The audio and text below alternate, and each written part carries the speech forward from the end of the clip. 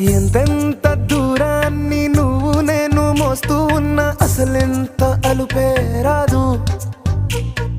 ఎన్నెన్ని తీరాలు నీకు నాకు మధ్యన ఉన్నా కాస్తైనా అట్టే కాదు. నీతో ఉంటే తెలియదు సమయం, నువ్వు లేకుంటే ఎంత న్యాయం. గడియారంలో సెకనుల ముల్లే కంటకి కదిలిందే. నీతో